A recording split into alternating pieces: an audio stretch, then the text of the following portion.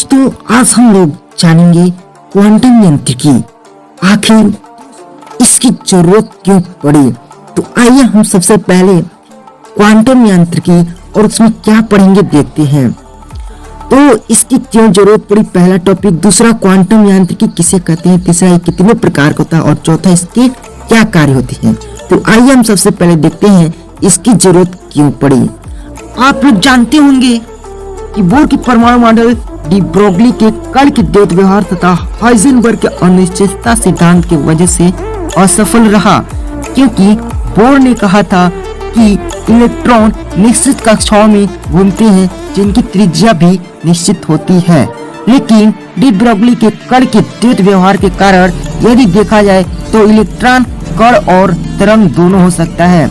Electron के कण और तरंग दोनों होने के कारण वह कैसे निश्चित कक्षाओं में और निश्चित त्रिज्याओं के साथ घूम सकता है, इससे इनका यहाँ पर मॉडल फेल होता है। तथा हाइजेनबर्ग के अनिश्चितता सिद्धांत के अनुसार किसी भी इलेक्ट्रॉन की स्थिति तथा वेग का निर्धारण एक साथ नहीं किया जा सकता। इसीलिए हमें एक ऐसे परमाणु मॉडल की आवश्यकता थी जिससे कि उसके कण तथा तरंग दोनों प्रकृति सम्मिलित हो। तो उसी को पढ़ने के लिए सबसे पहले आया हम लोगों के साथ क्वांटम यांत्रिकी। यहाँ दोस्तों क्वांटम यांत्रिकी। तो अब हम देखेंगे क्वांटम यांत्रिकी किसे कहते हैं। तो द्रव के दोहरे व्यवहार अर्थात कण तथा तरंग को ध्यान में रखकर विकसित विज्ञान को क्वांटम यांत्रिकी कहते हैं। क्वांटम यांत्रिकी में कण के दोनों गुण प्रदर्शित होते हैं। अब हम देखेंगे यह कहां से आया। तो श्रोडिंगर नामक भौतिक वैज्ञानिक ने एक समीकरण दिए जिनके 3 हल प्राप्त हुए, जिसे क्वांटम संख्या कहते हैं। अब क्वांटम संख्या इन्होंने 3 निकाला और एक होता क्वांटम संख्या चक्र क्वांटम संख्या, जो कि इनके हल प्राप्त नहीं हुए थे। तो सभी मिलाकर हो गए आपके 4 क्वांटम संख्या। पहली क्वांटम संख्या मुख्य क्वांटम संख्या, जिसे n से प्रदर्शित करते हैं। दूसरी क्वांटम संख्या एजीमुथल क्वांटम संख्या अर्थात दिग्वंशी क्वांटम संख्या, जिसे L से प्रदर्शित करते हैं। तीसरी क्वांटम संख्या चुंबकीय क्वांटम यानी कि मैग्नेटिक क्वांटम संख्या को Ml से प्रदर्शित करते हैं। तथा चौथी है स्पिन क्वांटम संख्या अर्थात प्रचक्रण क्वांटम संख्या, जिसे Ms से प्रदर्शित करते हैं। अब हम देखेंगे कि क्वांटम संख्या का क्या कार्य है। तो क्वांटम संख्या का मुख्य कार्य इलेक्ट्रॉन की स्थिति, प्रायिकता, कक्षक की आकृति, आकार और कक्षकों की ऊर्जा को व्यक्त करता है। अब मैं आप लोगों को बता दूं कि मुख्य क्वांटम संख्या अर्थात प्रिंसिपल क्वांटम नंबर को किससे प्रदर्शित करते हैं। तो मुख्य क्वांटम नंबर को n से प्रदर्शित करते हैं, जहां n है आपका नेचुरल नंबर अर्थात 1 2 3 अनंत तक। और दूसरा एजीमुथल क्वांटम नंबर को L से प्रदर्शित करते हैं, जहां L का मान है 0 से लेकर n-1 तक। इसमें भी n नेचुरल नंबर 1 2 3 से अर्थात अनंत तक हो सकता है। और मैग्नेटिक क्वांटम नंबर को ml से, जहां ml है -L से लेकर +L तक।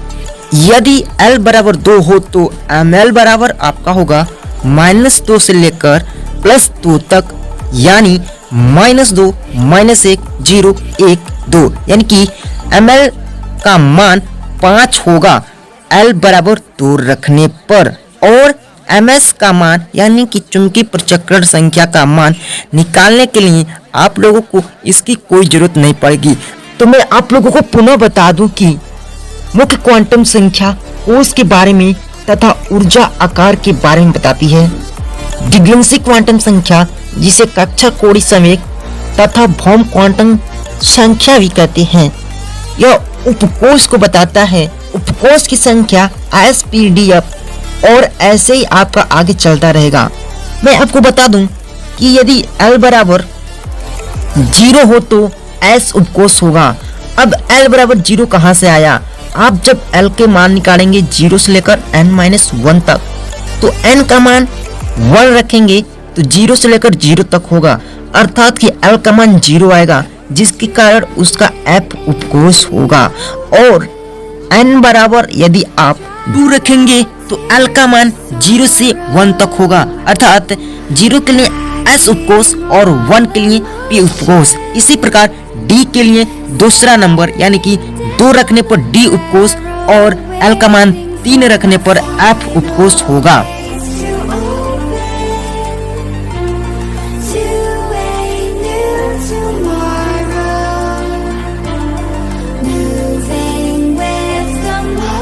और प्रोजेक्टर क्वांटम संख्या यह बताता है कि एक कक्षक में 2 से अधिक इलेक्ट्रॉन नहीं हो सकते और उसमें यदि एक क्लॉकवाइज गति कर रहा है तो दूसरा एंटी क्लॉकवाइज गति करेगा। अब हम यह भी जान चुके हैं कि एक कक्षक में 2 इलेक्ट्रॉन से अधिक नहीं हो सकते, अतः यस में एक कक्षा होता है उसमें 2 इलेक्ट्रॉन होंगे और पी में 3 कक्षक होते हैं, अतः 3 गुणा 2 अर्थात 6 इलेक्ट्रॉन होंगे और डी में 5 कक्षक होते हैं तो उसमें 10 इलेक्ट्रॉन होंगे और एफ में 7 कक्षक होते हैं तो उसमें 14 इलेक्ट्रॉन होंगे।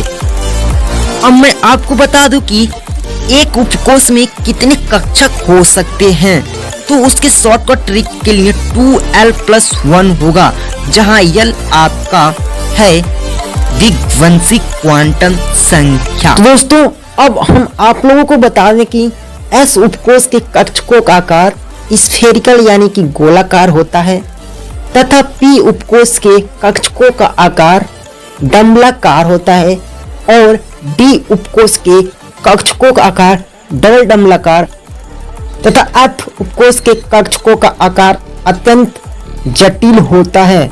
आप लोग इस चित्र के माध्यम से देख सकते हैं।